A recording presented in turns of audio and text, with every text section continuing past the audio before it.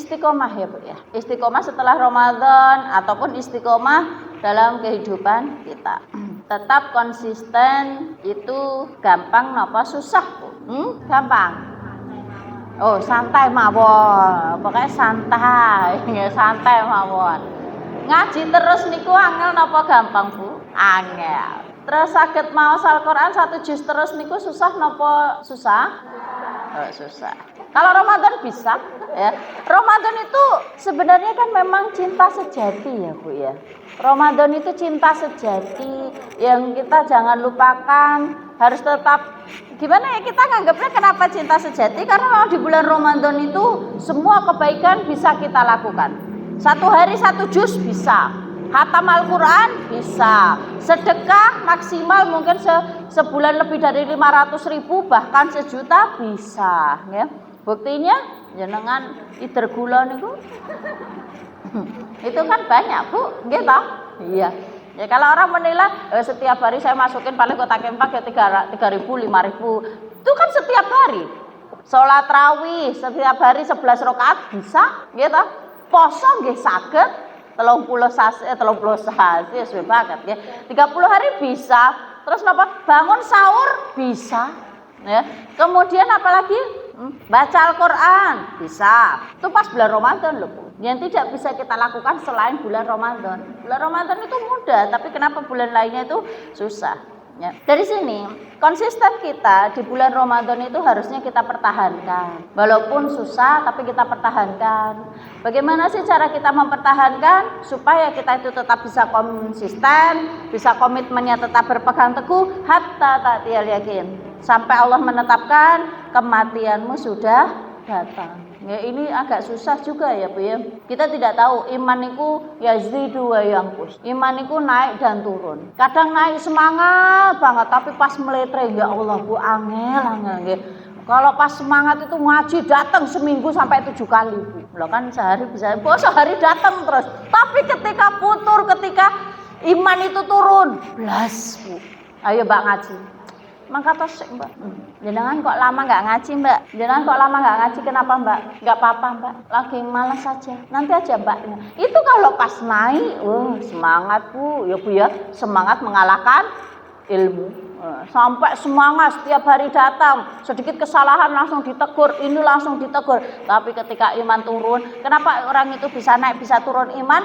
Nah itu karena ketaatan, turun itu karena kemaksiatan. Ya karena kemaksiatan. Makanya dari sini kita pengen Bu, ada yang mengatakan begini, kita pengen seumur hidup itu tetap baik, walaupun tidak konsisten terus, tapi kita gak iso 11 rakaat terus, tapi kita pengen, walaupun sehari itu sholat tahajud 2 dengan 1. Ngatan ya Bu, tidak bisa terus mungkin dalam 1 hari itu 1 juz, tapi kita pengennya itu ada 1 atau 2 lembar yang kita baca. Ngatan tak Bu? Pengennya ngatan tak? Ya, kayaknya kita akan pelajari ada tata caranya bagaimana agar kita itu bisa konsisten setelah Ramadan, istiqomah, berarti istiqomah setelah Ramadan. Yang pertama, luruskan niat ya, atau perbaiki niat. Ya. Ibu kenapa ngaji? Kenapa ngaji Bu? Cari ilmu. Selama ini pun dapat ilmu dereng? Oh sudah. Pun pinter dereng? Belum. Lah kapan Bu? Pun bertahun-tahun ya Bu. Ya. Ibu ada yang ditanya kenapa ngaji? Oh saya pengen pintar cari ilmu, saya pengen dapat pahala. Ya betul kan Bu? Iya. Sekarang begini, niat itu paling penting. Innamal a'malu binniyat wa innamal likulli imri'in ma nawa. Faman kana hijratuhu ilallahi wa rasulih fa hijratuhu ilallahi wa rasulih. Wa man kana hijratuhu lidunya aw imra'atin yankihuha fa hijratuhu ila ma hajara ilah. Ya. Jadi niat itu penting, Bu. Niat itu bisa menjadikan seseorang itu amalan diterima atau tidak karena niat, ya. Niat itu bisa mengubah amalan biasa menjadi luar biasa. Contoh, Bu, jajan boleh? Boleh. Nek jajan terus? Enggak boleh.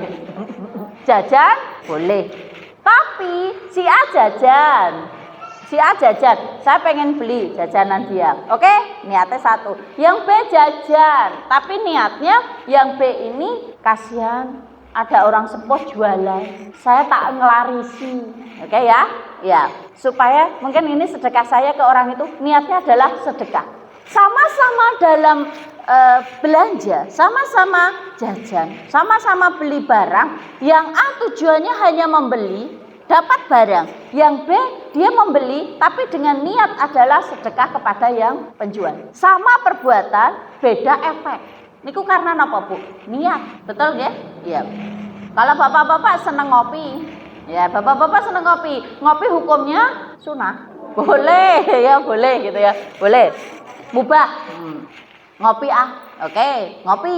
Mungkin ibu-ibu juga ada yang ngopi juga, ngopi. Niatnya ngopi, dia dapat tuh kopi selesai. Yang B, saya pengen ngopi. Salah satunya apa? Ben gak ngantuk pas ngaji. Oke, sama minum kopi, tapi beda niat. Kenapa? Yang ini dapat kopi, dia dapat menikmati kopi. Yang B, selain menikmati kopi dapat pahala. Bisa dipahami ini? Ya, jadi kenapa kita itu niat itu penting? Ya, niat itu yang menentukan amal itu diterima atau tidak. Ya, Allah itu Allah itu tidak akan menerima kalau amalan kita itu bukan karena Allah. Allah itu nggak suka disamakan dengan yang lain. Udah menciptakan tapi disamakan dengan yang lain. Ya, Allah paling benci kenapa? Dosa paling besar adalah syirik. Syirik itu menyamakan atau menyekutukan Allah. Allah paling nggak seneng wong kita aja dibanding-banding nggak suka, apalagi pencipta kita. Paham ya, Bu? Jadi ibu-ibu kalau jeneng orang sakit tujuannya apa? Ya nek lagi sadar untuk pahala, ngono ya. Nek lagi sadar. Ya, nek mboten, Bu ayo jengukan. Hooh, perke Bu. Mosok tanggane ra miliki. Ya perke, Bu.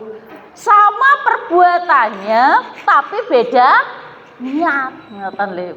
Jadi niat itu penting, Bu. Sama, jenengan pergi ke masjid, jenengan pergi apa, tapi niat itu yang menjadi poin.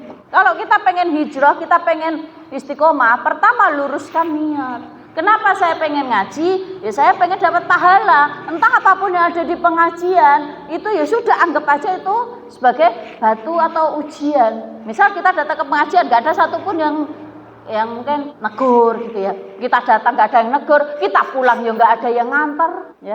Sedangkan jalan kong ada yang nganter ya, Bu ya. Ada yang nganter, kita datang. Ada nih ibu tadi datang, ada yang ini enggak? Ada yang enggak nyapa, enggak disapa ngotot. Ada Bu. Tapi ini kayaknya nyapa semua ya. Salaman? Ya. Kan ada yang diem, Ibu. Diem gitu. Dari awal diem, kalaupun enggak diajak ya ngomong ya meneng ae. Ning pojok dhewe gak dijak ngomong. Anak kadang kenapa? Ya paling nyekrol HP ben gak gabut ya, Bu. Itu ya Allah mesakne kalau lihat itu mesakne. Mbak, kenapa gak datang lagi? Saya loh, ngaji gak ada yang ngajak ngomong, ya. Pergi gak ada yang ini. Saya gak masuk gak ada yang menanyakan. Kalau kita niatnya bukan karena Allah, kita mutung. Seolah kita gak dihargai di tempat itu. Tapi ketika kita niatnya karena Allah, ya sudah dihargai atau tidak, yang penting saya datang. Absen ke Allah, rampung, ngoten nggih. Paham ya, Bu? Indah itu hidup.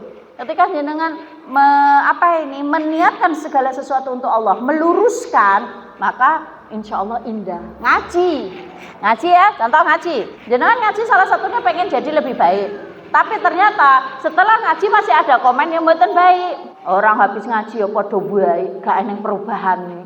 Ngaji ra ngaji padha bae ngono. Yo akhlake cek elek, tekune cek elek. Misal ya Bu ya, gitu. Itu gimana? Jenengan terus mutung, aku gak usah ngaji ae, aku jarine cek elek padha bae. Mending rasa ngaji aku ya cek dirasani ae. Kalau Anda tidak lurus niate dalam ngaji, mutung itu Bu. Tapi ketika kita ngaji, masih ada yang komen tidak baik, ya jenenge manusia tempatnya khilaf. Kalaupun ada yang berkomentar tidak enak, Mbak, saya itu ngaji supaya saya itu jadi lebih baik lagi. Wong saya itu ngaji, saya rumangsa dereng sae. Kalau memang ada kekurangan atau kekhilafan, ya semoga dimaafkan. Ngoten. Mboten terus dirasani napa wae nek kita niate lurus, Bu, insyaallah mboten mundur. Bisa dipahami nggih? Iya. Makan, jenengan makan tujuannya makan apa? Kan gak luwe. Betul nggih? Iya. Tapi sama makannya, nah ini satunya tujuan wis mangan sih ben gak luwe. Yang ini makan. Kenapa? Ya ben kuat, mbah isa-isa ben iso. Karena ngapa isa-isa mbah itu duniawi semuanya. Ya, muga-muga untuk pahala. Ngoten ta, Bu? Jadi niat kita itu bernilai pahala. Jenengan sekarang bekerja. Bekerja itu untuk apa? Perempuan gak wajib bekerja loh ya. Perempuan gak wajib bekerja. Kalaupun perempuan memiliki penghasilan sendiri, itu hak dia. Ya. Tidak berhak dia itu, tidak berhak orang ikut campur dengan penghasilan dia, tidak. Nah makanya begini, ketika jenengan bekerja, ada penghasilan, tujuannya apa? Jenengan bekerja tujuannya apa? Jahit gitu, entuk duit. Kerja ben entuk duit. Oke, dapat duit. Yang ini kerja untuk cari duit. Yang ini kerja, ya Mbak, untuk duit. Saya semoga aja bisa sedekah, rezekinya turah-turah, bantu keluarga. Jenengan kalau bantu itu nggak usah jauh-jauh dulu, bantu keluarganya. Kalau memang keluarga panjenengan itu kekurangan, mohon maaf, sampai SPP anak nunggak, sampai kadang dapur ngebul, kadang boten, itu kan kekurangan. Tapi jenengan royal kemana-mana, itu salah. Lebih baik jenengan mungkin dia sana mungkin nyumbangi sedikit, sana nyumbang sedikit, tapi di rumah semua tercukupi, itu lebih baik daripada jenengan nyumbang ke sana, tapi ternyata dalam rumah itu dalam kebocoran. Paham di sini ya Bu ya. Jadi prioritas kita sedekah kepada kita. Kenapa disebutnya sedekah? Karena kita tidak berkewajiban untuk memenuhi kebutuhan keluarga. Jadi kalau panjenengan punya uang, itu untuk kebutuhan keluarga disebut dengan sedekah. Paham Bu? Ya, niatnya untuk apa dulu? Jadi di sini kenapa kita niat yang baik? Kalau niat itu juga, kalaupun kita niat baik, saya berniat baik, nanti sore ngaji. Ternyata tidak jadi ngaji, dapat pahala? Dapat. Pentingnya niat itu. Pas jenengan punya niat buruk, ngaji, tak colong ke sendalnya. Niat buruk ya Bu ya, niat buruk. Tapi ternyata ibu-ibu tidak jadi melakukan. Itu apa sudah dicatat dosa atau belum? Belum. Kalau belum melakukan, baiknya Allah nih Bu. Niat baik sudah dicatat kebaikan, niat buruk tidak dicatat keburukan jika belum melakukan. Paham ya? Ya. Kalau misalnya sudah melakukan, ya itu baru. Kalau kebaikan saya pengen ngaji, ternyata datang, maka dapat pahala berlipat ganda. Ya, kalau nggak datang, tetap dapat pahala. Ada orang minjem duit, saya niatnya nggak bayar.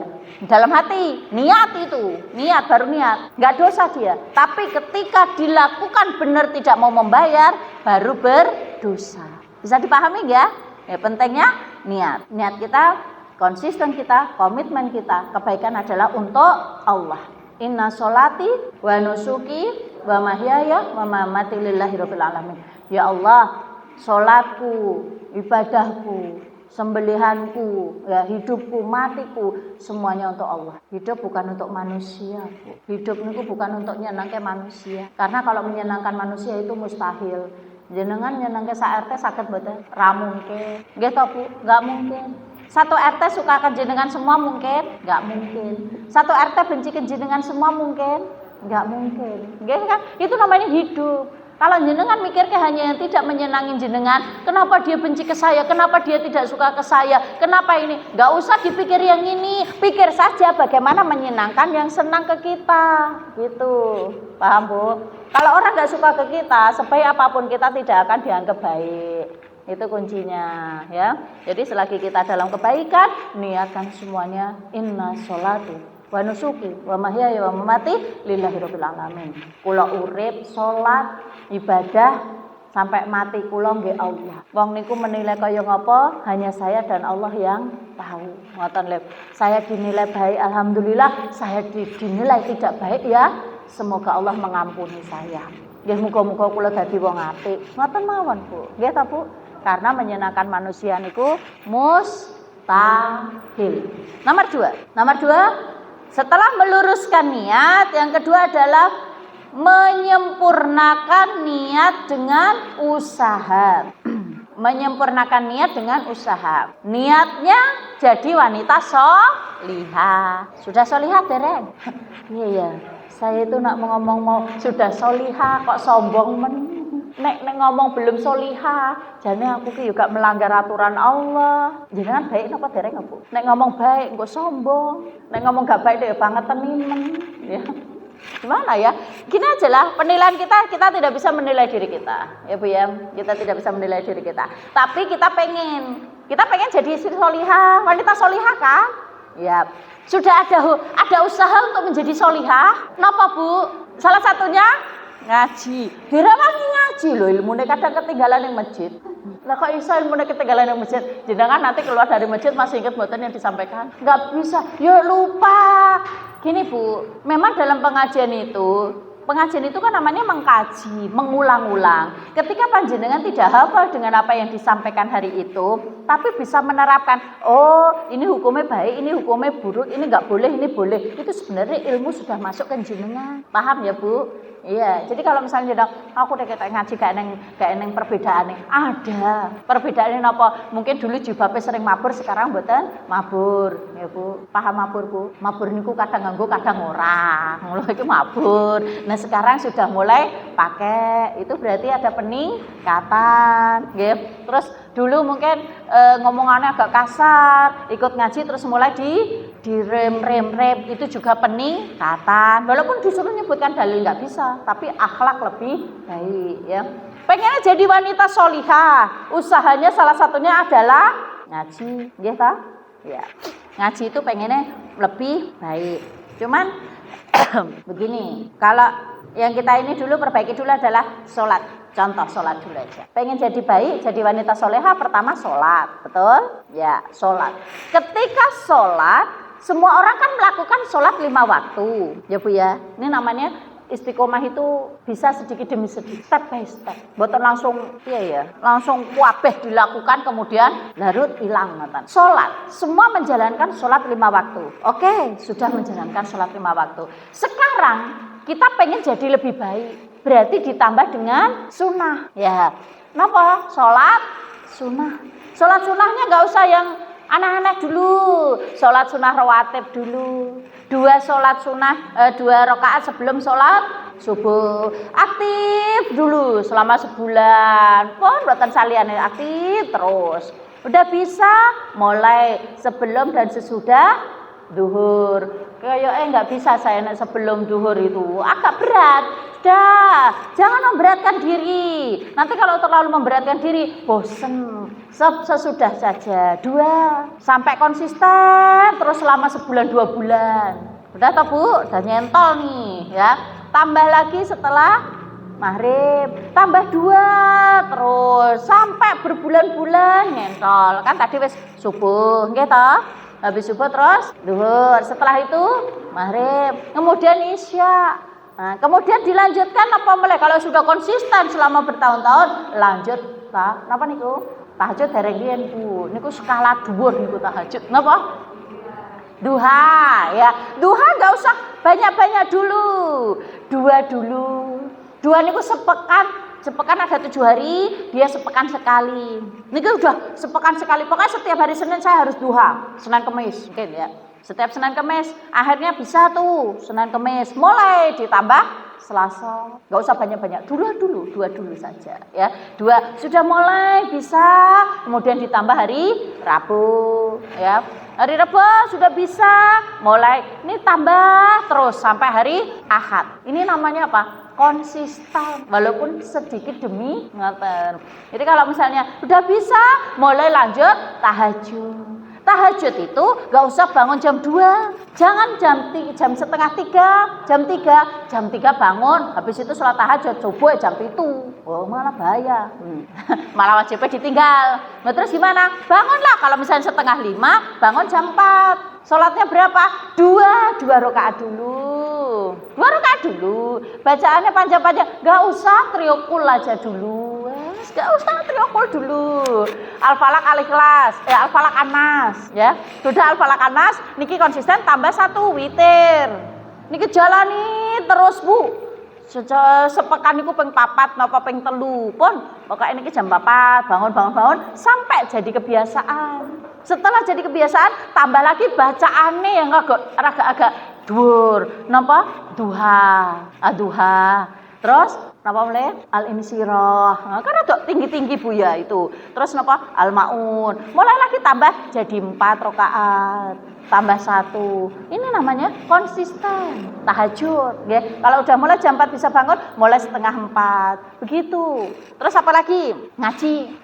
Ngaji itu mulai semangat sampai pas semangat yang ngisi cadaran. Akhirnya pulang ke rumah langsung pakai cadar. Ngaji pisan pindho pakai cadar. Keren ya Bu. Pulang-pulang sepekan, 2 pekan, 3 pekan. Kok sekarang sudah nggak pakai cadar? Sumuk.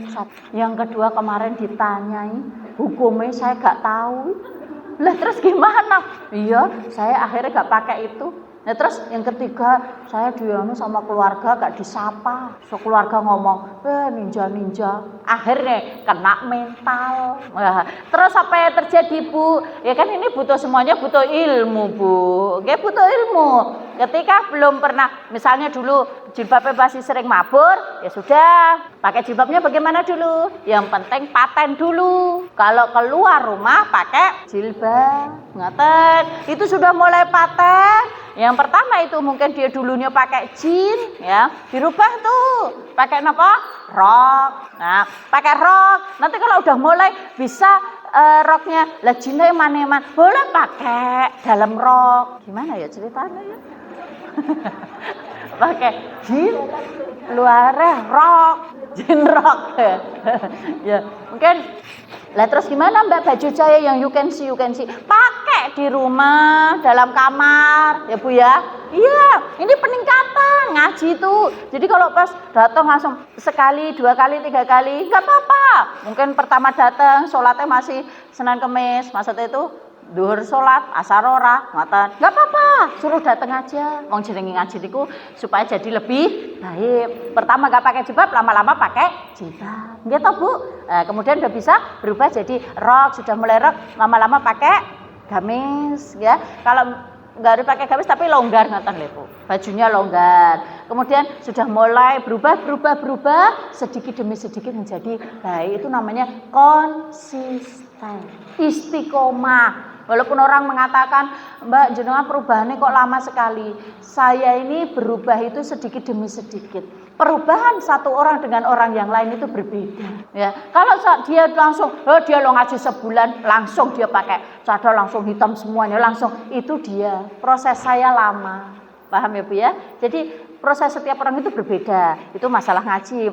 Ngaji setiap hari dilakoni, ya cukup seminggu sekali. Ini kalau sudah konsisten terus ditambah sepekan 2 kali gitu loh Bu. Jadi sedikit demi sedikit tapi anjir. Lama-lama nggih sae kok ya. Mboten seminggu terus sampai ping 7 ping 8 ujung-ujungnya napa? Bosen lho Bu. Karena napa? Tidak tahu niat awal ngaji niku napa. Paham nggih? Iya, jadi sithik-sithik niat saya berubah jadi baik, niat saya berubah untuk hijrah itu karena apa? Ngoten itu sedikit demi sedikit, asal kita pasti. Paham nggih? Ya. Yang selanjutnya adalah tadi yang kedua ya Bu ya. Yang ketiga adalah bergaul dengan orang baik atau yang solih atau solihah. Kalau jenengan bergaul kali solih apa solihah Bu? Solihah, makanya kali sing solih bahaya. Solih niku bapak-bapak, solihah niku ibu-ibu. Oke, saya mau tanya, teman itu penting atau penting Bu? Teman yang baik. Kalau yang ada yang mengatakan kalau punya teman minim 40 orang, kok bisa 40?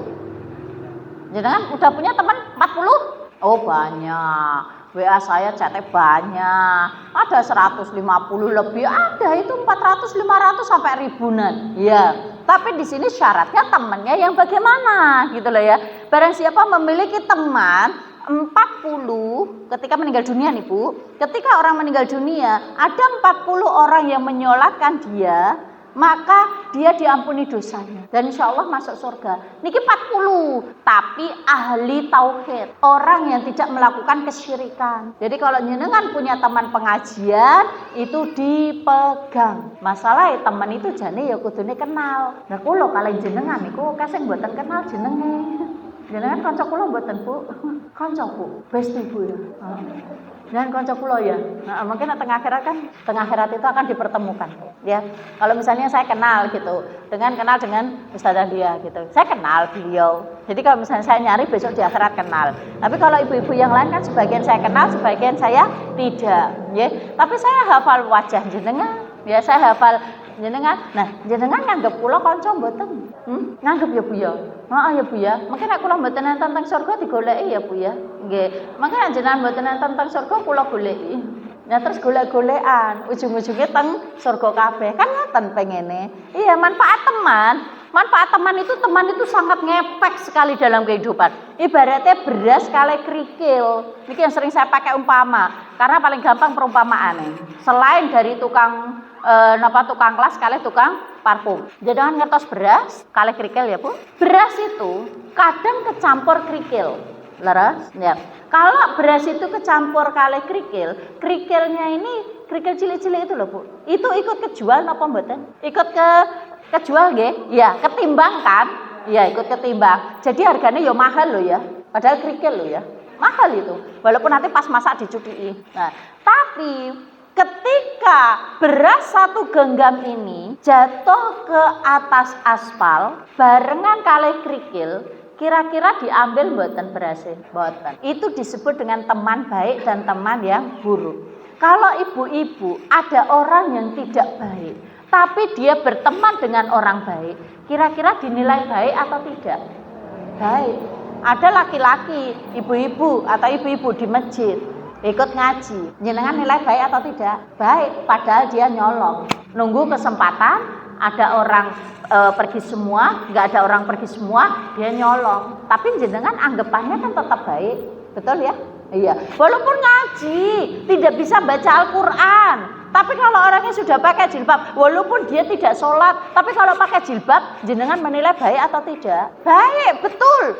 Tapi ada orang, santri, lulusan pondok pesantren, hafal 30 juz mungkin. Kemudian dia nonton adu ayam. Kira-kira polisinya mungkin lagi ngangkut kabeh niku melu keangkut mboten niku? Padahal Pak Ustadz niku keangkut. Kenapa? Melu. Mungkin aten wong liwat, wonge adu ayam kabeh. Enggak ya, ke Pak Ustadz nonton padha wae. Nggih ta Bu? Nah itulah ada majelis gibah. Sing gibah wong loro. Jenengan duduk termenung, dia mendengarkan. Kira-kira ada orang lewat itu, jenengan dilihat ngeten ikutan gibah napa mboten? Ikut padahal kita lo mau mendengarkan. Ikut, itulah ngefek ya teman Bu. Jadi kalau teman itu baik buruknya itu kita ikut, walaupun kita itu bodoh, walaupun kita itu nggak bisa, walaupun kita itu mudeng nggak mudeng, tapi nek melu pengajian disebut orang baik loh Bu. Tapi sebaik apapun orang, ketika dia salah dalam pergaulan, salah tempat, sebaik apapun tetap dinilai tidak baik. Paham Bu? Pentingnya teman niku ngoten niku. Jadi kalau ada orang mengatakan teman itu gak penting, penting. Lalu teman yang baik itu bagaimana? Mengingatkan dalam kebaikan. Ayo Mbak ngaji.